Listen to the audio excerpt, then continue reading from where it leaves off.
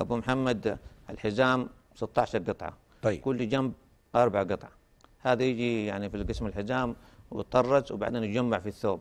يركب على الثوب. يركب على الثوب بخياطه. أيوة. في تحت الحزام برضه نفس الحكايه، يعني زي ما الدكتور، تحت الحزام قطع صمديه، قناديل يحيى قيوم، آيات قرآنية. اللي تحت الحزام. اللي تحت الحزام. نعم. كم هذه قطعة؟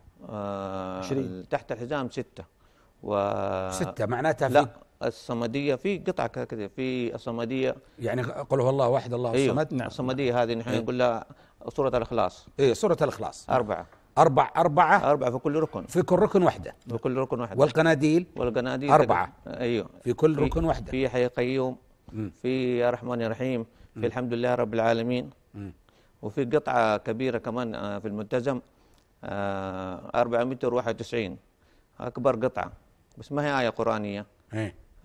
مكتوب عليها صنعت في هذه الكسوة وهداها خادم الحرمين الشريف تقبل الله منه. هي في أكبر قطعة هذه. طيب. في الملتزم. كذلك الستارة عبارة عن قطع أبو محمد. ما هي الستارة وش؟ اللي عند باب الكعبة. ستارة الباب. البرقع. يسموها البرقع. هذه ما هي قطعة واحدة. نعم. يسموها بالعربية اللي يغطي الباب. أيوه. هذه ما هي قطعة واحدة. هذه 5 قطع. هذا 5 قطع. الآن الثوب يصير فاتحنا الباب وينحط عليه البرقع هذا. أيوه. هذا يخاط عليه 5 قطع هذه. 5 قطع هذه. نعم. وعندنا تطرز لكل قطعة لوحدها ثم يجمع. والبرقع هذا الباب اللي هو ستارة الباب. نعم.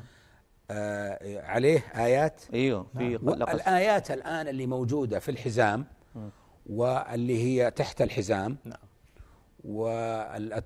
ما تتغير. لا. هي نفسها ثابته. اللي بالحزام مش مكتوب. لا، بتتغير التاريخ. لا ما اتكلم عن التاريخ، انا اتكلم على النص، نص الآية. لا زي ما اللي هي الحزام مش مكتوب عليه. في آية قرآنية من آل عمران، وإن أول بيت وضع للناس وليشهدوا منافع. آية قرآنية من سورة الحج، من سورة آل عمران. هي نفسها من أول ما تغير. بس هي تختلف يا أبو محمد في الحجم، في واحدة كبيرة وصغيرة. ثانيا عندنا يعني بمقاس معين، لأنه تركب على بعض. لو ما أخذنا مقاسها معين هذا ما تركب على بعض. أنت تشوفها أنا راكبة على بعض السوا. هي أما تحت الحزام فعبارة عن قطع كمان نفسها. طيب.